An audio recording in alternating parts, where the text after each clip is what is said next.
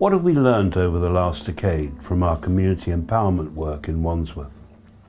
A decade that started for us with the election of the new Labour government. The new dawn has broken, has it not? And the development of the national strategy for Neighbourhood Renewal, and has ended with a Conservative-led coalition government and the big society. What we have learnt is to reclaim the power of community. In 2001 and the preceding decades, community was something that was typically remote from public agencies, something that existed out there and a place where things were done to. And things were done, from urban renewal programs to city challenges, from new deals to single regeneration budgets.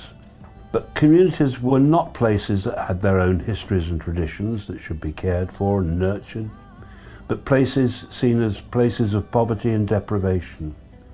Places which only the arm of the state could help alleviate by parachuting in groups of well-meaning professionals, dollops of money as well.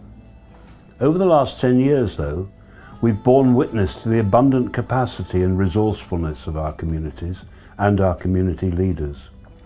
Communities that are steeped in history, culture and tradition, that are vibrant and dynamic, capable and confident in their own selves, committed to hard work and the importance of family, caring and sharing, and the belief and the hope in better days to come, something that has sustained them and their families through generations of hardship and struggle.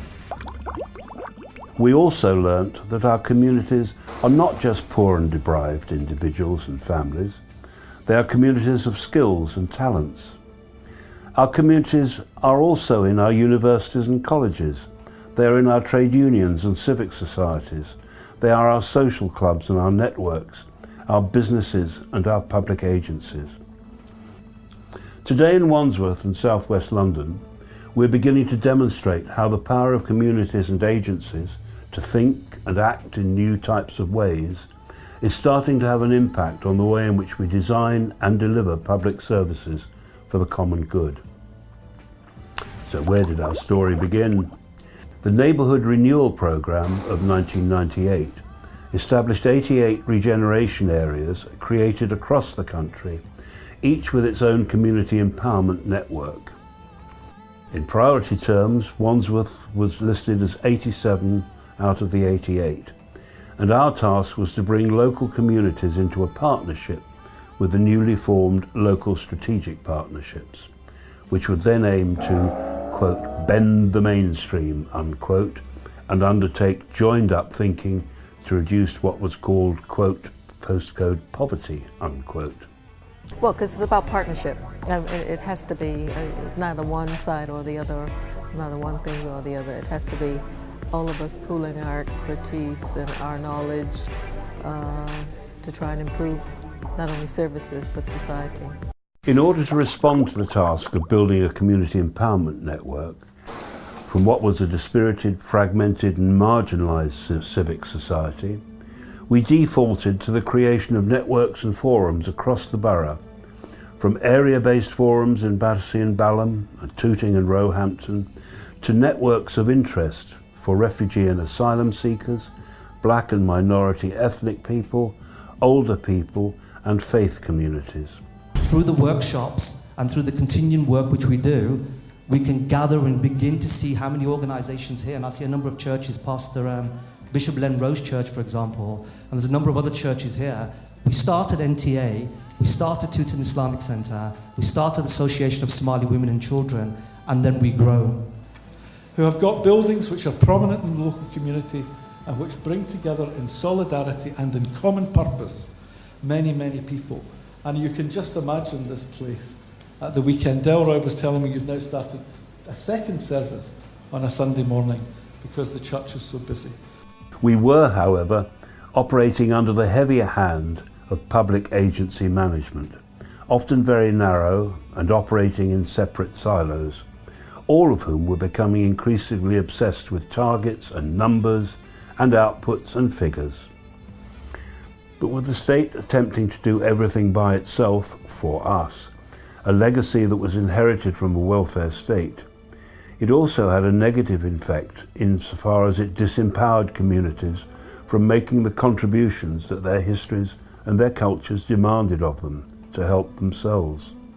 Our churches and mosques, our temples and community organisations, our neighbourhood leaders and champions, all have had an enormous amount of lived experience to contribute towards building better societies, but are often made redundant by the will and the power of the so-called professional state. Soon enough, the Neighbourhood Renewal programme came to an end, and this allowed us to concentrate on what communities were thinking and wanting for themselves, and to listen and hear their testimonies. The more we started to meet and share across a more diverse range of communities, the more the transformational power of relationships started to emerge. In 2006, we were commissioned by our local mental health trust to help bring local people into a closer relationship with their foundation trust application. From here started a journey of learning and exploration that has led us to facilitating small and large associated spaces in which all people from all communities are free and enabled to come together to think and to act in new types of ways, to do politics in the purest sense of the word, namely a process by which groups of people make collective decisions. And yesterday when we had the first day at the temple, the buzz that was in the room was just fantastic. It was amazing how energetic. We had a large proportion of the NHS there and members from our community, but it wasn't just the quantity of people who were there, it was the quality of the people which was more important. We had heads of department, people who could make a difference, who could make decisions. The more our community leaders have become informed, the more that they started to reclaim their rightful place as responsible community actors, the more they've been able to tap into and unlock their own resources and those of their constituencies and congregations. Similarly, the more our public agencies have started to enter into a relationship with the local people, the more they have realised that by loosening up a little bit and obtaining the permissions to work in new types of ways, the challenges that they face can become halved by sharing resources and responsibilities with the very same communities that they're seeking to serve. The learning that we're undertaking with the improving access to psychological therapist services of the Mental Health Trust has been able to demonstrate the utility of the new relationships that have been created. It's about getting out there and trying to build up trust with leaders in communities, key people who the community have faith in, and then trying to you have to expose yourself to communities, and sometimes that'll be tough.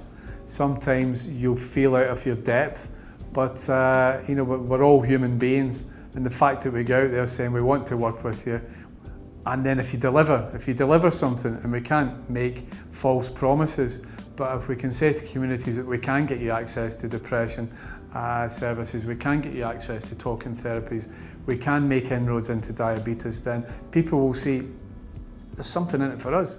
By co-producing the service, directly delivered in community-owned sites, service take-up overall has increased by 280%, and amongst BME communities by 580%. Suddenly, the art of the possible was illuminated. If these types of outputs and outcomes were possible with a small service like IAPT, then imagine the potential of relational networks when applied to more mainstream services like public health and safety, children and social services. Imagine then what the co-ownership of public services could deliver for the common good. By connecting more communities up with more and more services, the potential to imagine what the transformational state starts to look like becomes possible. David Cameron, the Prime Minister, has hinted at this in his transformation through the big society narrative. Now, our alternative to big government is not no government, not some reheated version of ideological laissez-faire, nor is it just smarter government. Because we believe that a strong society will solve our problems more effectively than big government has or ever will, we want the state to act as an instrument for helping to create that strong society. Our alternative to big government is the big society. But we understand that the big society is not just going to spring to life of its own volition. We need a strong and concerted government action to make it happen. We need to use the state to remake society. Now, the first step is to redistribute power and control from the central state and its agencies to individuals and communities.